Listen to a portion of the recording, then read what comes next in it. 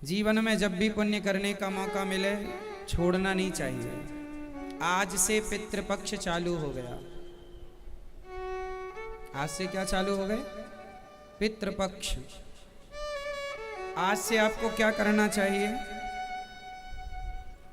अपने पूर्वजों की तिथि पर, जिस तिथि को आपके पिताजी, आपके दादाजी का भगवत धाम गमन हुआ है, जिस तिथि में उनका अंतिम संस्कार हुआ है, वह तिथि नोट कर लीजिए।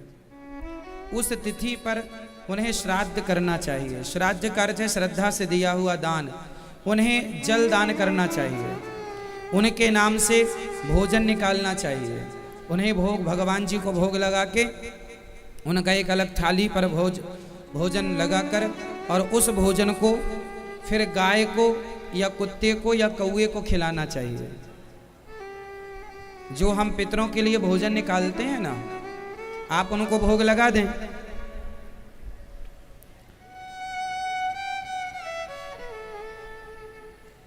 और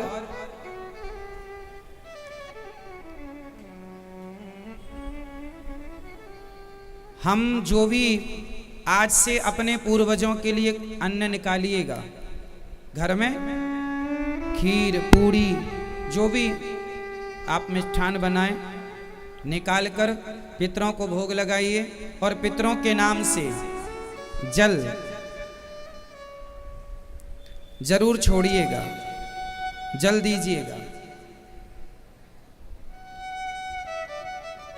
यहां से जल छोड़ा जाता है। पता है पितरों को जल कहां से दिया जाता है? हाथ में जल लेकर यहां से यूं यूं जल भर के, और यहां से गिरना चाहिए पानी, यूं यूं। पितरों को जो तिलक लगाते हैं इस उंगली से लगाते हैं, फर्स्ट तर्जनी, ठीक है? इस उंगली से तिलक लगाते हैं अपने पूर्वजों को। जल यहां से ऐसे तर्पण में हाथ में जल डाल के यूं। आप आश्चर्य मानेंगे, हमारे देश के लोग, कुछ लोग बुद्धिजीवी जो वेद पुराणों को नहीं मानते, वो कहते हैं तर्पण पण कुछ नहीं होता। आप आश्चर्य मानेंगे, विदेश की एक महिला ने श्राद्ध में पीएचडी की है। गया जी में आकर के उन्होंने पूरा विधिवत सब समझा, सब देखा, सब जाना, और इसके बाद उन्होंने श्राद्ध पर पीएचडी की। ये कितनी बड़ी साइंटिफिक कारण है। ये कहा जाता है कि साल में ये जो 15-16, देखो ये मैं कटिंग लेकर आया हूं आपके लिए, अखबार की, पढ़ लीजिए। श्राद्ध पद्धति पर जापानी ने की पीएचडी। ये देखिए 18/6/2019 का अखबार है, ये देख लीजिए। हाँ, मिशिका नाम की एक विदेशी महिला है, जापान की है। वो भारत आई, उन्होंने यहाँ के विधि विधान को देखा, और उसने श्राद्ध पक्ष पर उन्होंने पीएचडी की। श्राद्ध पद्धति पर जापानी ने की पीएचडी। ये देखिए अखबार की कटिंग में आपके लिए लाया हूँ। जो लोग उंगली उठाते हैं अपने सनातन पर, उन्हें मैं बता दूं कि सारी दुनिया मान रही है सनातन को, और आप अपने धर्म पर उंगलियां उठा रहे हैं।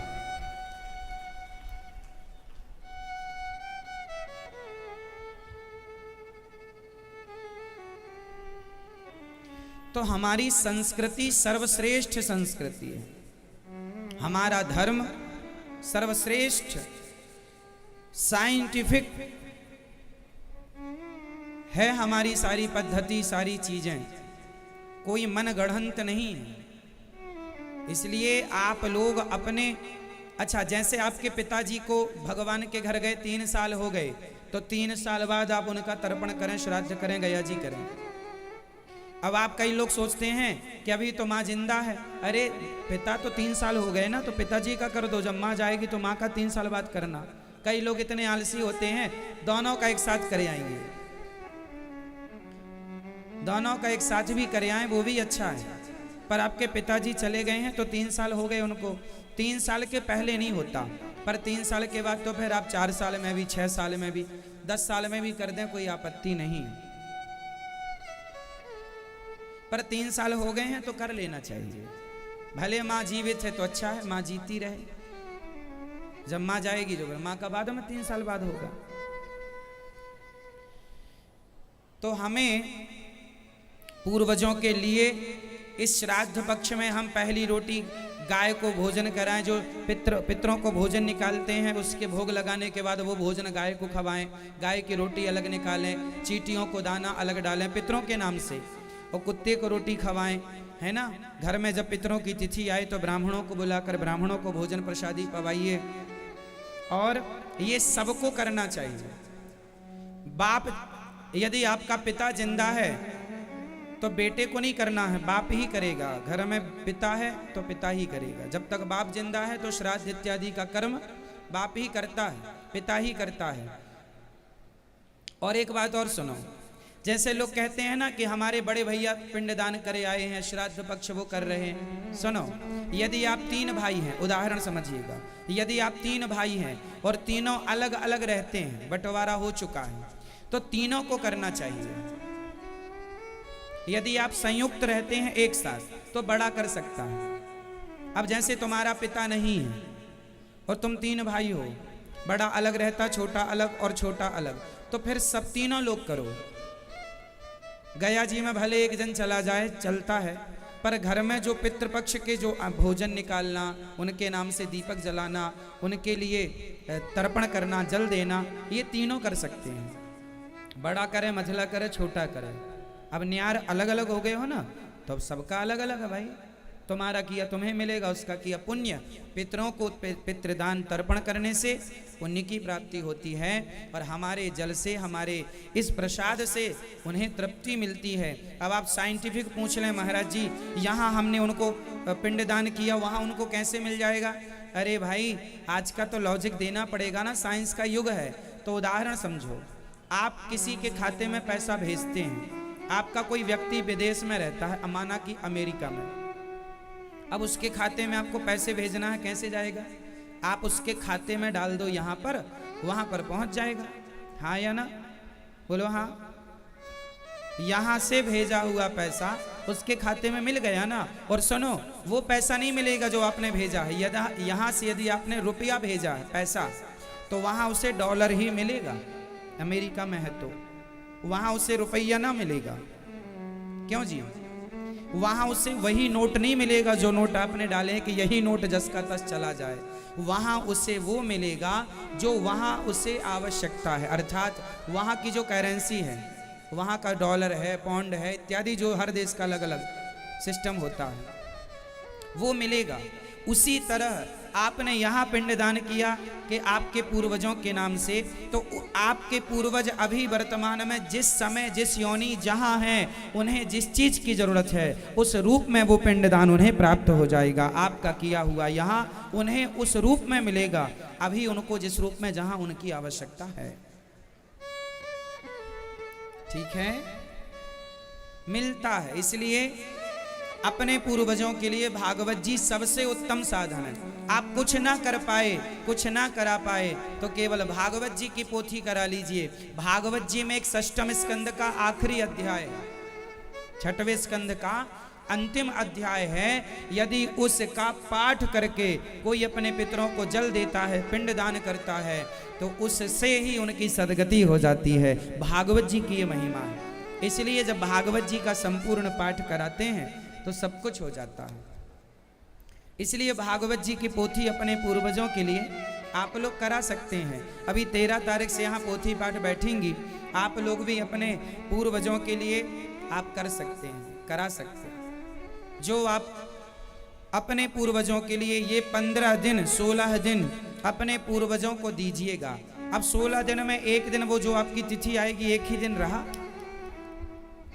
तो वो जरूर कीजिएगा। ये अपना कर्म है, करिएगा। साइंस की किताबें 4 पढ़ के अपनी संस्कृति ना छोड़ दीजिएगा। नहीं जी, हम नहीं मानते, ये सब नहीं मानने का कोई सवाल ही नहीं है। तुम्हारे बाप दादा ये सब मानते थे। शास्त्र कहते हैं, मैंने बता ही दिया, विदेशी महिला ने PhD कर लिया इसमें, अखबार की कटिंग भी बता दी प्रूफ के साथ। अब शास्त्र जो कहते हैं वो हमें मानना चाहिए। कई लोग शास्त्रों की बातें नहीं मानते, इससे बड़ा नुकसान होता है।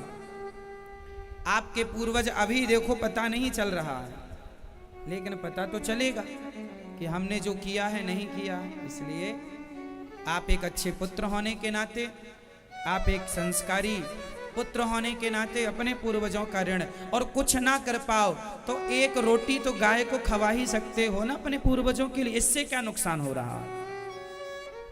इसमें कौन सी तुम्हारी साइंस बाधा डाल रही है? इसमें कौन से तुम गरीब हो रहे हो? चलो कुछ भी मत करो तो एक रोटी गाय को तो खवाओ अपने पूर्वजों के नाम से। चारा डालो गाय को, इस समय कुत्ते को रोटी खिलाओ। जो कर्म है करो, ना करने का तो कोई बात ही नहीं है कि अनी जी हम नहीं करेंगे। क्यों नहीं करेंगे? माँ बाप का ऋण कैसे उतरेगा फिर? हर पुत्र पर माँ बाप का ऋण होता है। मातृ ऋण, पितृ ऋण, देव ऋण, ऋषि ऋण। देवताओं को भी तर्पण होता है, पता है? ऋषियों का भी तर्पण होता है। ऋषियों को भी, हमारे पूर्वज ही तो देवता। भाई आप कहते ही हैं हमारे पूर्वज स्वर्गीय, तो स्वर्ग में गए तो स्वर्ग में देवता बन गए, तो उन देवताओं का भी तर्पण होता है, उनका भी श्राद्ध होता है। उनके लिए भी आप अपने पूर्वजों के लिए तो करें ही, ये तो सब फिर बाद का विषय है। तो आप लोग जो भागवत जी की पोथी श्राद्ध पक्ष में करा रहे हैं, निश्चित आप बड़भागी हैं, अच्छे पुत्र हैं कि अपने पूर्वजों के लिए कम से कम इतना आपने सोचा तो सही कि उनकी सदगति हो।